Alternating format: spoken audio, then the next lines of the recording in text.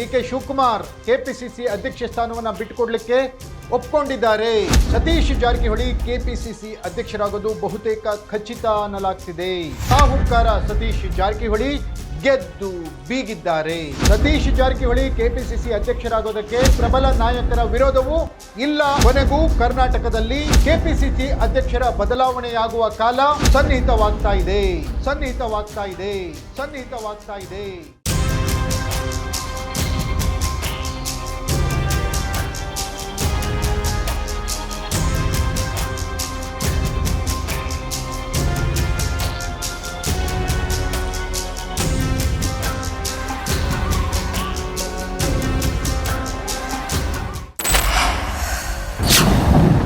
Ladies and gentlemen, Satish Jarkiholi KPCC ಅಧ್ಯಕ್ಷರಾಗೋದು ಬಹುತೇಕ ಖಚಿತ ಅನ್ನಲಾಗ್ತಿದೆ. ಸತೀಶ್ ಜಾರಕಿಹೊಳಿ ಅವರಿಗೆ ಡಿಕೆ ಶಿವಕುಮಾರ್ ಕೆಪಿಸಿಸಿ ಅಧ್ಯಕ್ಷ ಸ್ಥಾನವನ್ನು ಬಿಟ್ಟುಕೊಡ್ಲಿಕ್ಕೆ ಒಪ್ಪಿಕೊಂಡಿದ್ದಾರೆ. ಡಿಕೆ ಶಿವಕುಮಾರ್ ಇವತ್ತು ದೆಹಲಿಗೆ ಹೋಗ್ತಾ ಇದ್ದಾರೆ. ಇನ್ನೊಂದು ವಾರದಲ್ಲಿ ಕೆಪಿಸಿಸಿ ಅಧ್ಯಕ್ಷರಾಗಿ ಸತೀಶ್ ಜಾರಕಿಹೊಳಿ ನೇಮಕವಾಗುವ ಎಲ್ಲ ಸಾಧ್ಯತೆಗಳು ದಟ್ಟವಾಗಿವೆ.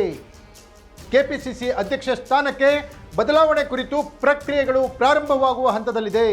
ಕೊನೆಗೂ ಸಾಹುಕಾರ ಸತೀಶ್ ಜಾರಕಿಹೊಳಿ ಗೆದ್ದು ಬೀಗಿದ್ದಾರೆ. ಇದು ಎಕ್ಸ್ಪೋಸ್ಡ್ ಸ್ಟೋರಿ. ನೆಲ ಜಲ ಭಾಷೆಗಾಗಿ ಪ್ರಾಮಾಣಿಕ ಪತ್ರಿಕೋದ್ಯಮ. ನಾನು ಹೇಮಂತ್.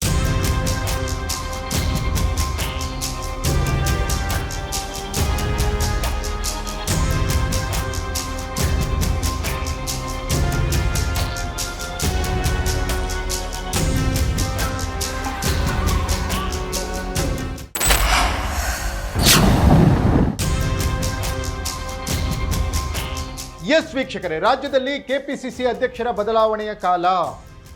ಕೆಪಿಸಿಸಿ ಅಧ್ಯಕ್ಷರಾಗಿ ಕಳೆದ 6 ವರ್ಷಗಳಿಂದ ಅಧಿಕಾರ ನಡೆಸ್ತಾ ಇದ್ದಂಥ ಡಿಕೆ ಶಿವಕುಮಾರ್ ಕೊನೆಗೂ ಕೆಪಿಸಿಸಿ ಅಧ್ಯಕ್ಷ ಸ್ಥಾನದಿಂದ ಬಿಟ್ಟು ಇಳಿಲಿಕ್ಕೆ ಒಪ್ಪಿಕೊಂಡಿದ್ದಾರೆ ಅನ್ನುವಂಥ ಸ್ಫೋಟಕ ಮಾಹಿತಿ ಲಭ್ಯವಾಗ್ತಾ ಇದೆ. ಮುಂದಿನ ಕೆಪಿಸಿಸಿ ಅಧ್ಯಕ್ಷರಾಗಿ ಸಿದ್ದರಾಮಯ್ಯನವರ ಉತ್ತರಾಧಿಕಾರಿ ಎಂದೇ ಬಿಂಬಿಸಲಾಗಿರುವ ಸತೀಶ್ ಜಾರಕಿಹೊಳಿ ಕೆಪಿಸಿಸಿ ಅಧ್ಯಕ್ಷರಾಗಿ ಆಯ್ಕೆಯಾಗೋದು ಬಹುತೇಕ ಖಚಿತ ಅನ್ನುವಂಥ ವಾತಾವರಣ ಈಗ ನಿರ್ಮಾಣ ಆಗ್ತಾ ಇದೆ. ಸತೀಶ್ ಜಾರಕಿಹೊಳಿ ಕೆಪಿಸಿಸಿ ಅಧ್ಯಕ್ಷರಾಗೋದಕ್ಕೆ ಯಾವುದೇ ಪ್ರಬಲ ನಾಯಕರ ವಿರೋಧವೂ ಇಲ್ಲ ಅನ್ನುವ ಸುಸ್ಪಷ್ಟ ಮಾಹಿತಿ ದೆಹಲಿಯಿಂದ ಲಭ್ಯವಾಗ್ತಾ ಇದೆ. ಕೊನೆಗೂ ಕರ್ನಾಟಕದಲ್ಲಿ ಹಲವು ಸಮಯದ ನಂತರ ಕೆಪಿಸಿಸಿ ಅಧ್ಯಕ್ಷರ ಬದಲಾವಣೆಯಾಗುವ ಕಾಲ ಸನ್ನಿಹಿತವಾಗ್ತಾ ಇದೆ.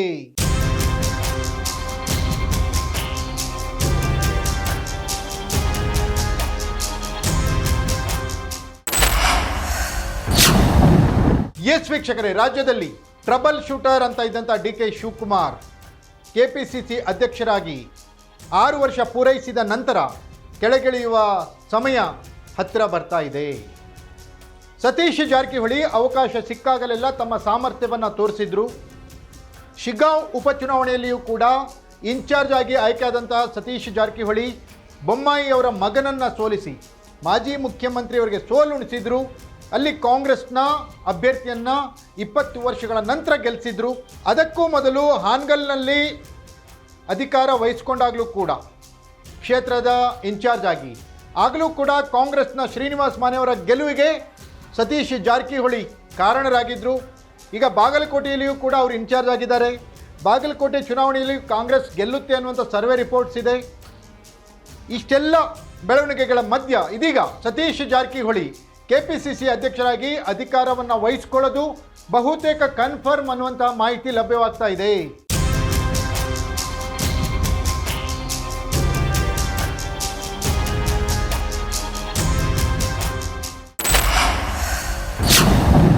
ಡಿಕೆ ಶಿವಕುಮಾರ್ ಕೆಪಿಸಿಸಿ ಅಧ್ಯಕ್ಷ ಸ್ಥಾನದಿಂದ ಬಿಟ್ಟು ಇಳಿಲಿಕ್ಕೆ ಮೀನಮೇಷ ಎಣಿಸ್ತಾ ಇದ್ದಾರೆ. ಬಿಟ್ಟು ಇಳಿಯೋದು ಕಷ್ಟ ಅನ್ನುವಂಥ ಮಾತುಗಳು ಬರ್ತಾ ಇರುವಂಥ ನಡುವೆಯೇ ಸತೀಶ್ ಜಾರಕಿಹೊಳಿ ಅವರಿಗೆ ಹೈಕಮಾಂಡ್ನಿಂದ ಗ್ರೀನ್ ಸಿಗ್ನಲ್ ಕೊಟ್ಟಿದೆ.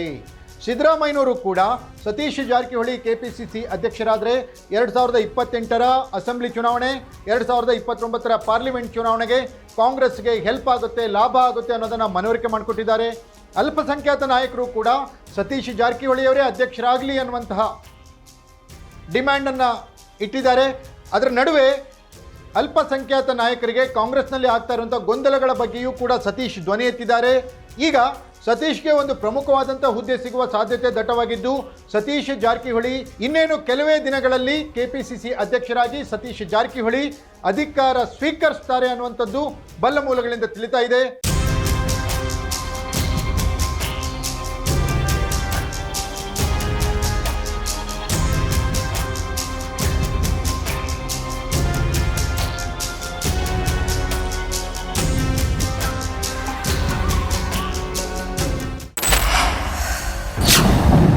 ಇದಾಗಿತ್ತು ಎಕ್ಸ್ಪೋಸ್ಡ್ ಸ್ಟೋರಿ.